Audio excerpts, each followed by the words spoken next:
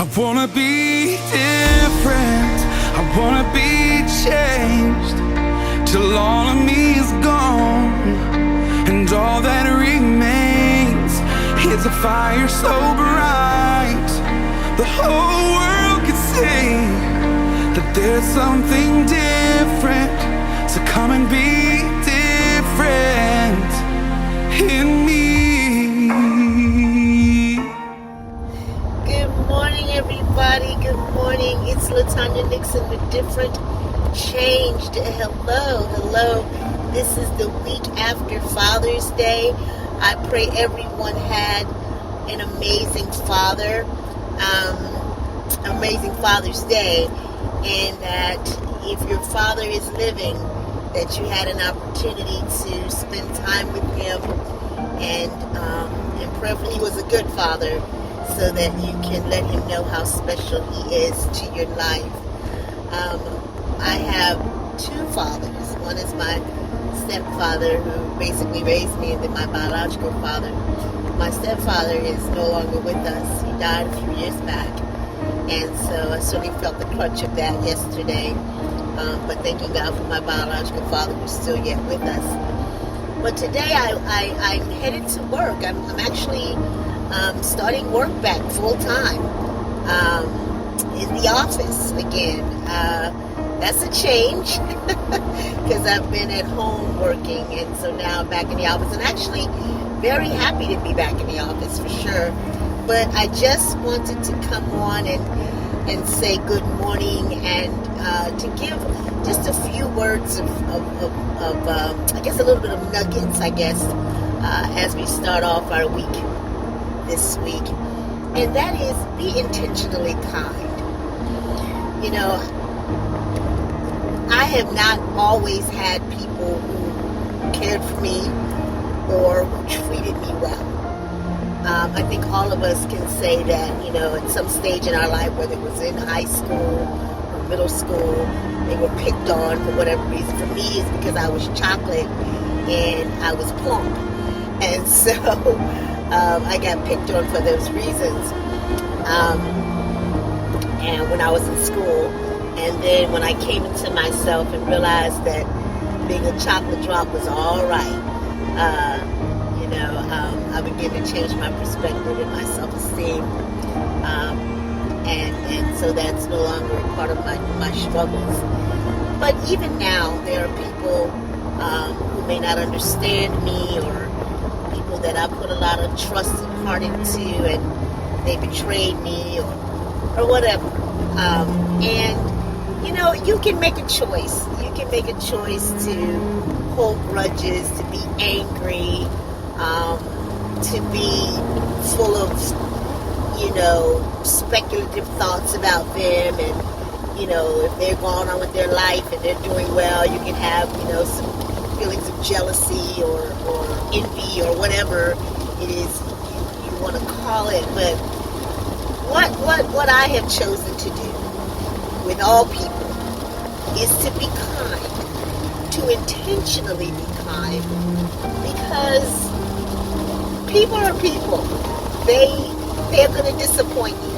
They're going to confuse you sometimes with their actions. And you can choose to waddle in that, or you can choose to just be kind.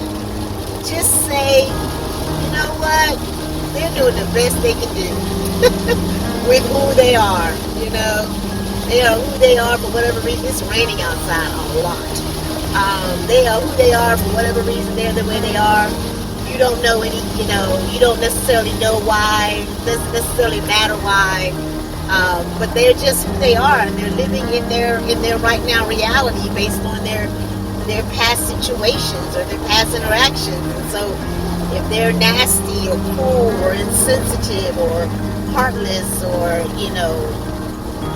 just don't know how to talk to people, that's them. That's between them and God. And you can't allow yourself to get all hemmed up with that. Now, that doesn't mean that you have to accept people coming out of their face against you in your face and talking to you any kind of way. Now, you don't have to do that. Now, you can put a stop to that. You can choose not to be heard. I know yesterday our pastor was preaching, and she said with women, there's this thing that seems to be okay for men in music lyrics, or just men in general, to speak to women in an inappropriate, disrespectful way. The word that rhymes with witch and begins with a B. And you don't have to choose to engage in that conversation. If they call you out of your name and they call you that word, you choose to ignore that. Okay? You don't get involved in no conversation with nobody who calls you out of your name or disrespects you. So I'm not telling you that you have to lay down like a dog and just take people kicking on you. But I'm just saying that you just don't hold grudges.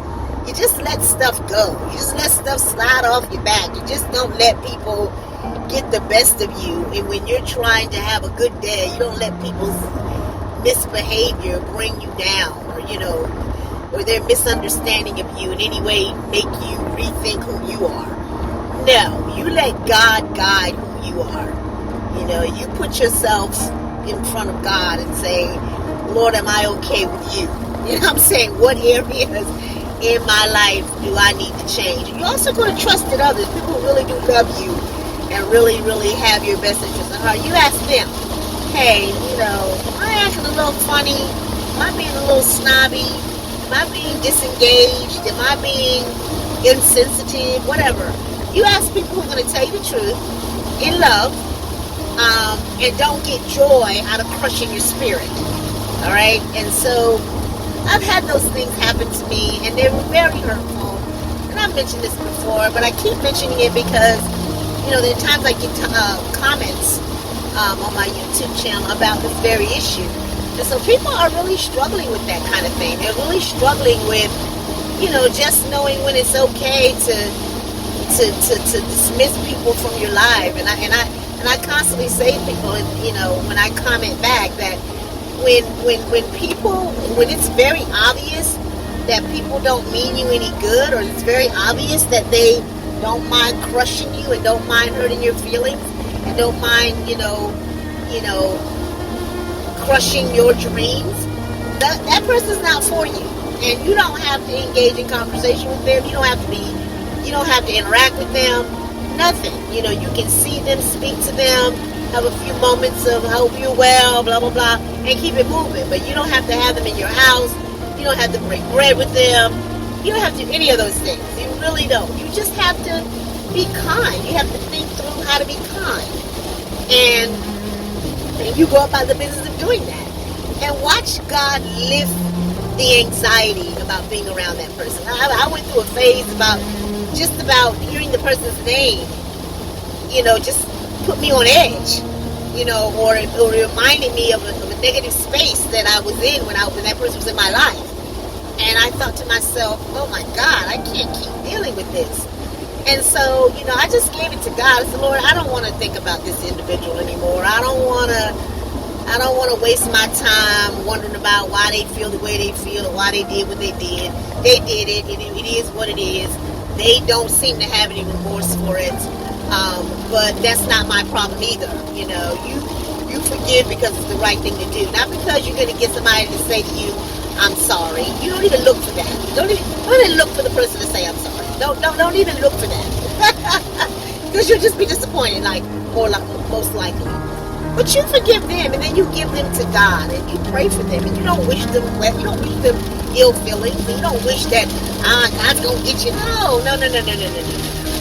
Whatsoever a man will sow, that's what he's going to do. And so they've been, unnecessarily cruel to you or nasty to you. You don't have to worry about that. You don't even have to get involved with that. You don't have to pray and celebrate when they fall and all that other stuff. You don't have to be that way.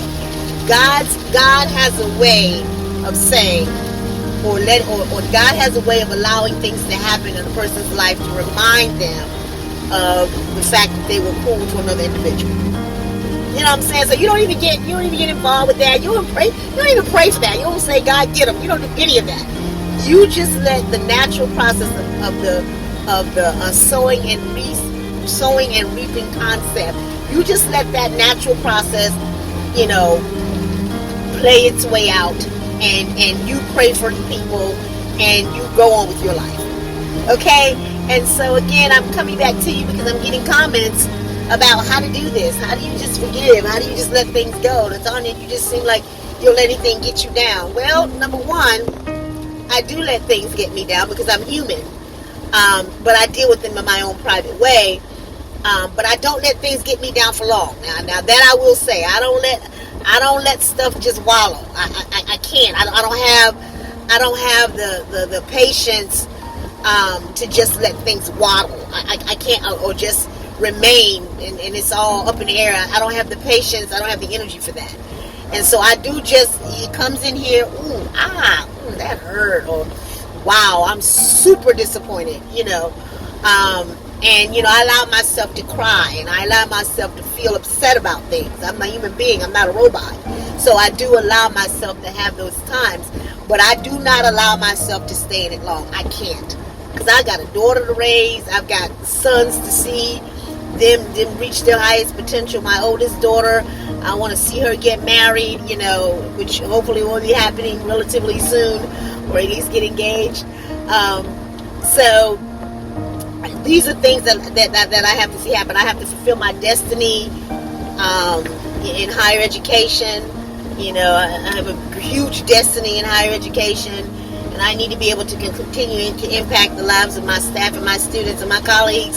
So I don't have time to be wallowing in a bunch of stuff that I can't control no way. You understand? So that's all I want. And again, I'm sharing this because I get comments about how to go about doing it. And I get comments about, you just seem like nothing bother you. Well, no, that's not true. Things do bother me. But I have learned over years, and I'm 53, so it's not like it happened overnight either. It happened over a course of time.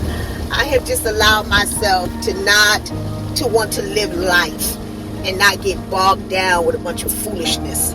And so that is where I am, and that is who I am, and that has helped me be able to live my life, to the fullest, and to be able to enjoy my life and be happy. My life is not perfect. Those of you who know my inner story, the cancer thing and the marriage thing and all the other stuff that has fallen by the wayside and has disappointed me tremendously or whatever. I don't have a perfect life, but I choose to live my best life, my right now life, and I choose to plan for my tomorrow. I can't do anything about what happened yesterday, what happened last month, what happened last year. I can't do anything about those things. I can live my best life today and plan for my better life tomorrow. That's all that I can do. That's all that any of us can do. Okay? So I hope that this little time of just chatting brought you some answers, some relief, some suggestions to help you be able to manage difficult people in your life, people who've hurt you, people who've disappointed you. I hope that you can take the things that I've been through and my suggestions to help you be better and to manage better and to live again your right now life. Okay? All right, listen, I'm excited about going to work today. Again, first day back officially. And so busy day already. No, my schedule's busy. But I pray God's blessings in your life, and have an amazing day, and do what I always ask you to do, and that is be different and remain changed. Have an amazing week.